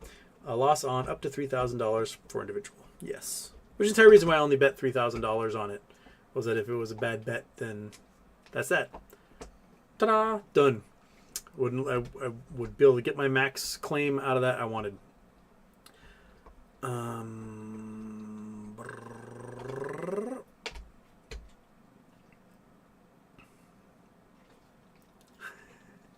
Walt the man in the middle. Hello, everyone. I voted. Good job. Rose Moon. Yep. I would have refunded the patient for the visit if he asked me, but he was otherwise nice about it. There you go. Jason Blackwell. Hey, Houston. Look up the 1955 Le Mans accident. 83 spectators killed, 120 injured. Hood of a car decapitated several people, and flaming balls of magnesium rained down on others. Oh, it is absolutely brutal. If you watch any Formula One documentaries, one of the things that go through in the documentaries was just how lethal racing was back then. And Le Mans, you had these tired drivers driving 24 hours or in teams, like switching off and on, raining, nighttime, no safety protocols, no barriers, no hay bales, no guardrails, cars maxed out to go as fast as they can, corner at the edge of physics, and yeah, just brutal stuff. And then you get to the modern day where you got these cars just suction to the ground with downforce, and you have safety cages around the drivers. You got these like crumple zones. The car will just vaporize before becoming like even worse. It has come leaps and bounds different. But every race documentary, historical film, to talk all about it. The recent Michael Mann Ferrari movie, they've got the crash from, was it 56? That like wiped out an entire family on a race from Rome to, I don't know, Turin or something. And just man. Whew. The only reason why they shut down Class B rally cars, which were the coolest monsters ever made, because they just kept killing crowds and killing each other. And I kind of wish they would bring B back again, but just because it's exciting. But c'est la vie. This mop is out. There's a dead cat right here. Loby, hello, all ready for tomorrow? Yes. MS Rose, imagine if JFK Jr. gets appointed. Oh my God. JFK Jr. becomes in charge of the NIH. The average lifespan in America is going to drop by a decade. It is. He is such a brain-wormed moron. He would vaporize every guardrail we have, every ounce of drug safety we have, all the science we have to back this up. He would just torch it in an instant. It would be so fucked. Oh my gosh. And with Project 2025, where every single government employee is going to have to either sign a loyalty oath to the president or get shit canned, the level of competency of the government is going to collapse. If you need an example of what that does, just look at Maduro and oil exports of Venezuela. They used to export $300 billion plus in oil a year, and now they export less than $100 billion in oil because Maduro fired everyone who wasn't personally loyal to him, which meant all the expertise. Because anyone who's worth their salt isn't going to be loyal to an authoritarian dictator, right? I'm like, oh, fuck this. Fuck you. And you get fired, and like, well, there goes competency. And then the people who are good at their job are gone. And then so you have to find a bunch of people who have no idea what they're doing to fill their roles. And then you get failures across the line and pumping and wells and storage facilities and refineries. And then you all of a sudden are exporting less than a third of what you were a few years earlier, and everyone's poor and starving. So that's what we have. Hi, Monkey Butt. How are you? My arm's getting tired. I'm going to have to put this little mop down.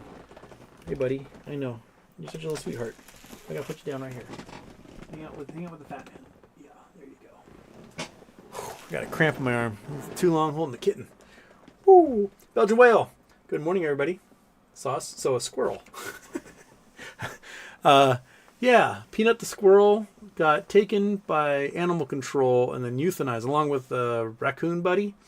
And everyone's outraged. Oh, dare you take Peanut the squirrel? And when I first read the story, I was like, oh, that's a bummer. Seemed like a nice squirrel this guy had rescued. And then I read further, and Peanut had apparently bitten somebody. And so by law, they had to take the squirrel because there's no record of the squirrel ever getting vaccinated for rabies or anything. And to find out if the squirrel has rabies, you got to kill the squirrel and open up its insides and look at its innards. And everyone's like, oh, it's outrageous. But then I learned that the squirrel was being used for online pornography. That the guy had an OnlyFans account that incorporated the squirrel somehow. And that's what everyone is enraged about, is a man who is using a squirrel in some sort of sex sale. Yeah. The internet, dude. Rule 34, right, monkey? Rule 34. That's what we got. Oh, we got the Chalupa man doing some loving over here. Yeah. So, Peanut, the sex squirrel. All right. I can do 16 more minutes.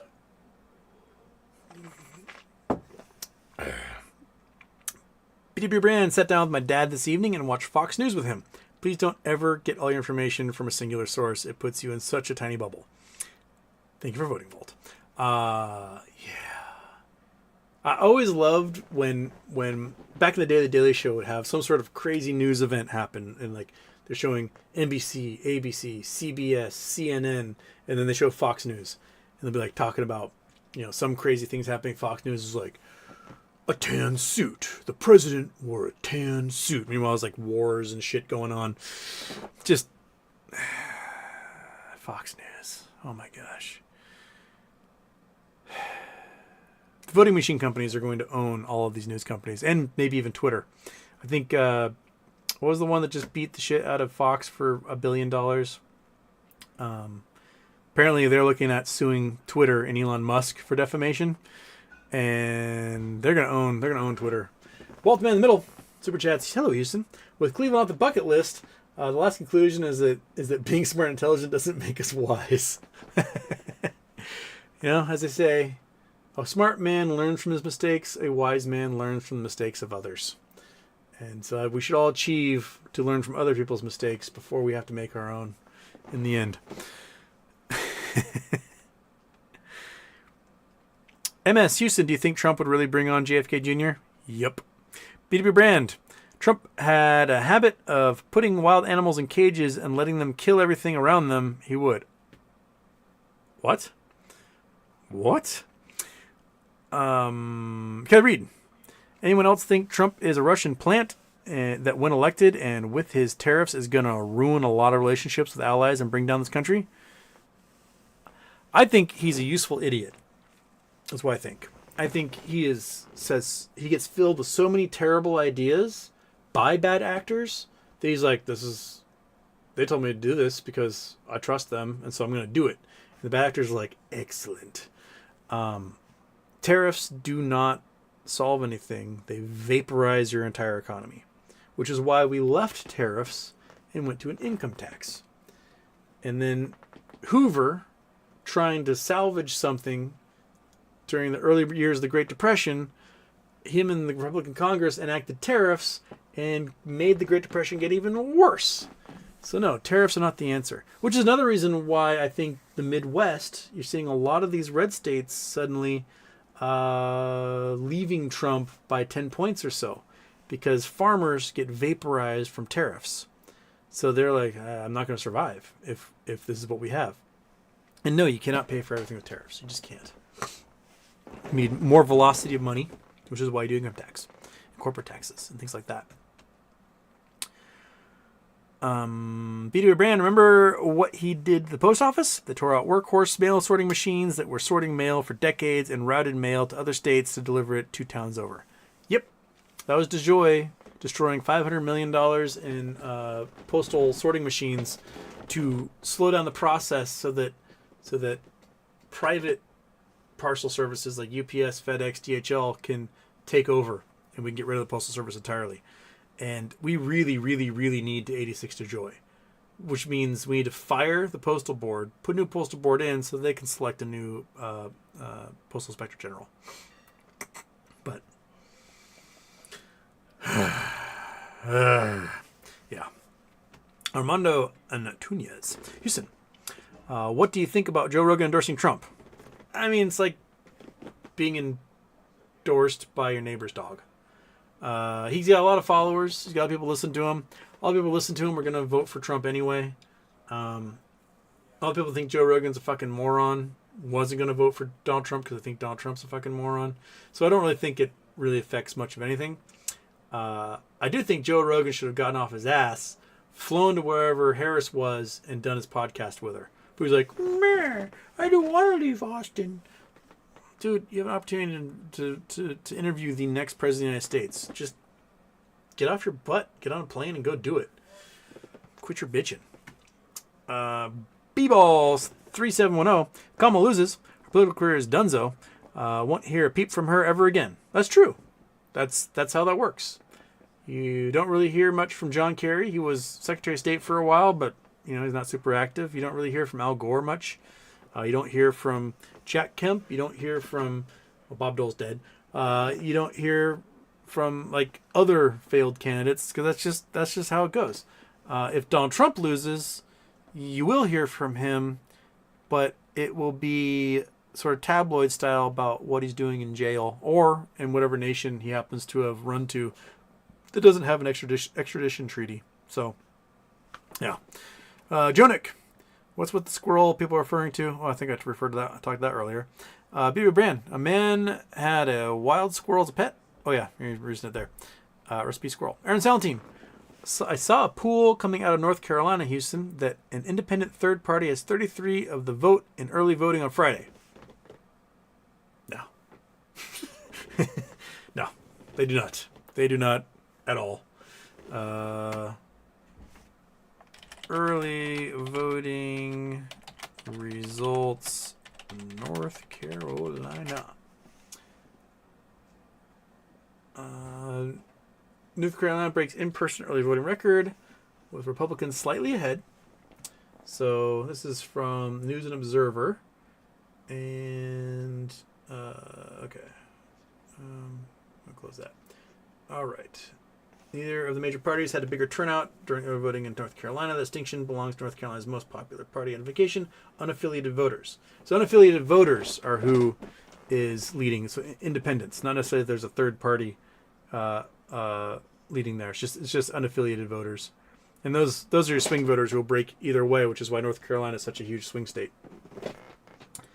So 4.2 million North Carolinians cast their ballots for in-person early voting, easily beating 2020's early voting record of 3.6 million. So they're voting early, and there's a lot of them. Nearly 57% of eligible voters have already voted, including those who cast mail-in ballots. Overall turnout in 2020 is about 75%. Turnout was also up in the 25 counties in western North Carolina affected by Hurricane Helene, which averaged about 2% higher turnout than the rest of the state. So those people are definitely seen motivated. I'm proud of all of our 100 county board elections and the thousands of election workers who are making this happen in their communities. Karen Brinson Bell, executive director of the State Board of Elections, said in a news release Sunday, "I am especially proud of the workers and voters in Western North Carolina. You are an inspiration to us all." Mail-in voting was much more popular in 2020 as many voters chose to stay home due to the COVID pandemic. At this point in 2020, over 900,000 civilian voters had cast their ballot by mail. It's slightly over 215,000. So a lot of them are just showing up at polling places and voting early. Okay, well, there you go. It's unaffiliated, not that they're voting for a third party. Registered Republicans, slightly outnumbered Democrats in early voting and mail-in totals, accounting for 33.3% of votes cast so far, compared to Democrats' 32.4%, and the other 33% is unaffiliated. Okay, there you go. There you go.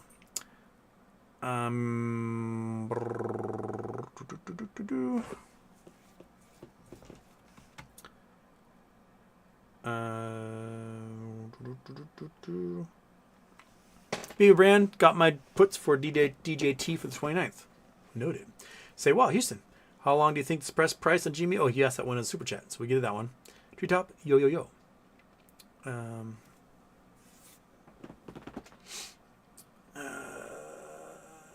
David, right? Fuck, I hope you're right about the election. Harris has got this.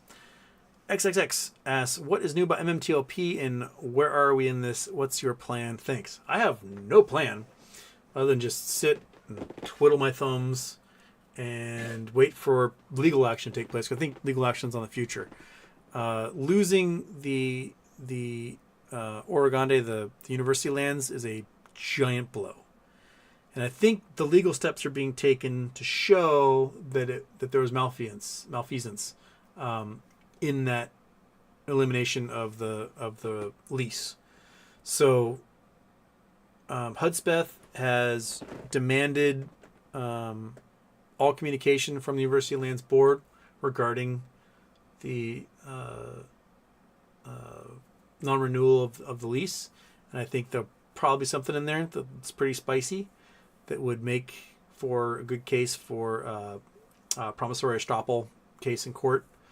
And yeah, I do think MMTLP needs to reissue their S1 to do their spinoff, and I don't know when they're going to do that. It looks like on the metamaterial side, George and Berta are going to be suing, in that according to Due Diligence, West Christian has like an $11 million retainer to do something gnarly with it. So, I mean, the hopium abounds, but this is where I will be. What's his butt? The guy in Vermont, where his name is.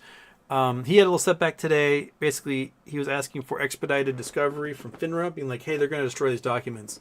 And the court was like, no, they're not. Denied. But under federal law, FINRA, once financial doc records get to 2 years old, they can destroy them. So it sounds like the court in Vermont doesn't quite understand how that works. And I think you need to, I can't remember what that guy's name is. Tubal, Slabble, Tadalus. No, that's one of our viewers. Needs to make the court completely aware that they can destroy records at 2 years. So if we get to December 9th, it's all gone. They just shred it and delete it, and they go, oh, sorry, we can't provide that information anymore. So, yeah.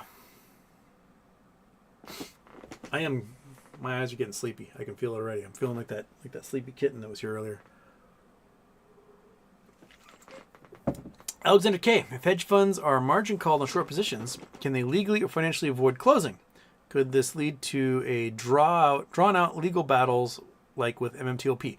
No. To have margin, you relinquish control of your collateral to whoever your lender is. So if you get margin called, you got 24 hours to come up with collateral, to come up with cash, whatever, to make up for that margin, and you don't meet that margin, it's not that they're required to liquidate you, it's that they have the option to liquidate you. And so generally they are. They're just going to just liquidate you and just take what they can out of it, because the faster you do that and the sooner you do that, the sooner that liquidation becomes someone else's problem, because prices drop and then others get liquidated, and you want to get that over with as soon as possible. Jay, corn on the cob, Houston, has still got it. Well, thank you. Meister, have you seen Holly Etlin's tweets about BBBY? I saw a tweet from her basically being like, I don't tweet about that stuff, but is there something new?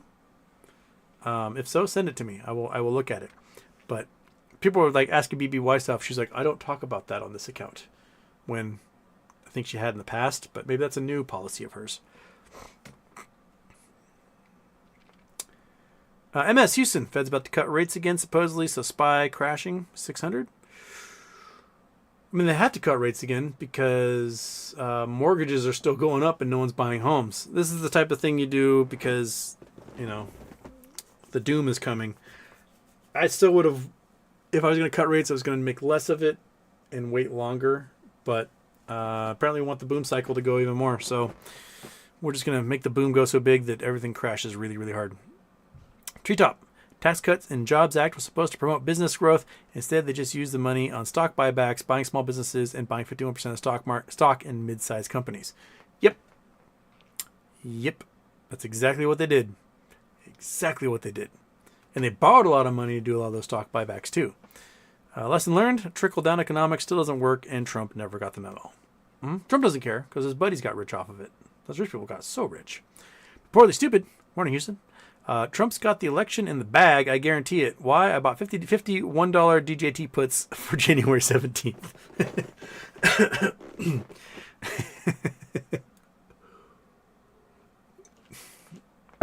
Funny. Hopeful Pomelo 4488 Piccolo. Trump wanted to project strength and big manity, so he welcomed the biased polls, and Dems welcomed it as well to scare voters into thinking it was a close race and actually get out and vote. That's also a theory, that if people think it's in the bag, they go, I won't bother. I'm not going to go. I don't want to stand in line. And if they're scared that their candidate's going to lose, then they get moving. I don't think that's as much at play in this round. I do think there's a larger contingent of people who are psychologically motivated to vote for who they think is going to win, because they don't want to be associated with a loser. They have some sort of weird mental thing, like they will follow whoever they think the true leader is, regardless of their policy, just as long as that they're the one in front. And so I think there's a larger chunk of the population that can sway an election based entirely upon who they think they can win, who they think can win, and they will vote for that person because they don't want to be associated with the losers, because psychologically they can't handle that. So if Donald Trump is projecting a lot, like, oh, I'm going to win this thing, he will get those votes. And they're very angry about Ann Selzer in Iowa showing that, no, he's not ahead. He's going to lose. And the Republicans are having a conniption about it right now. But what she's showing, it basically, is that women are pissed off. Especially in Iowa, where the Iowa Supreme Court basically codified a 6-week abortion ban, effectively outlawing abortion, because women usually don't know they're pregnant until long after 6 weeks. So it makes it impossible for them to do anything about that pregnancy. And she was, it didn't matter what age group, didn't matter what ethnicity, 85-year-old women were breaking like 57-30 for Kamala Harris, which is unheard of in those age demographics. And so that's why she thinks Iowa is going to be Harris by 3 points. And she nails it when she called Iowa for Trump by 8 points by 7 points, and he won by 8 in 2020. I think she called it by 9 in 2016, and he got 9. She's not messing around. 538 refers to her as the best pollster in America, best pollster in politics, I think is what the headline was. And she's a very simple strategy, very simple calculations. She doesn't really do much waiting. She just contacts people as diverse as possible and records what they say, and then just extrapolates that in a simple calculation, and it works really, really well. Whereas a lot of folks, they're like, oh, if I call at 2 p.m. in the afternoon, I'm going to only get retirees and unemployed people, so I have to call at 10 here and do this there and do this number and this email and this, and they collect all this data, and they're like, okay, so I got this many from this demographic, this many from this demographic, I'm going to weight it for this, and they put these huge calculations in there. And I think they're heavily weighting towards Trump because of the errors we had in 2016, and that a large part of those errors have sort of disappeared with the ubiquitousness of cell phones. And I think Ann's got it. I think that poll done in Kansas does it pretty succinctly that people are tired of him. They are. Me and people go to his rallies. They're leaving early, and they're like, I've heard this all before, right? They aren't stoked anymore. There's no excitement behind him. All of the excitement momentum is behind Kamala Harris, and excitement is what wins elections. And they just aren't excited for him. They're tired. They're old. They're really white. Really male. Sad Boy Incorporated, Super Chats. We can actually see what the world will look like if Trump wins. It's called The Movies. The Road, The Children of Men. Not a good timeline to go down. V for Vendetta. Just talking about that earlier. Basically, pick an authoritarian apocalyptic movie. There you go. Brazil, whatever. Like, that's who you get when you have a populist authoritarian in charge, and it doesn't go well for you. Your economy shrinks, people die, and life gets worse. And eventually, in order to save everyone from having worse life, the solution is, let's just kill a bunch of people. And they do that too. And things still get worse after that. So, yeah, all right. I'm at 11 o'clock. Houston is tired of talking. I will do an evening show tomorrow. Probably about 5 p.m. Pacific I'll come on. And because that's one of the first results. I think Kentucky is the first one to start publishing results. And we know Kentucky's going to go red. But whatever. And we'll start it from there. I'll probably have, like, on my screens here, I'll probably have a couple of like MSNBC and CBS or something playing, showing results, and we'll talk about it. And if you guys see things before I do, pop it up in the chat, and we'll go for longer than we're going tonight. I reached out to a couple of people to see if they wanted to come on as guests, at least for a little bit, and chit chat.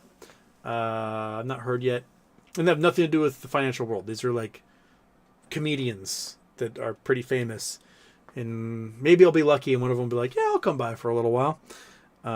So if you have any like funny, witty, observational comedians who are political, send them a message, see if they want to come on for a little bit. Yeah, so all right, so that's it. That's all I got. Everybody, I will see you tomorrow. Have a great night. Happy Votemas Eve. All right.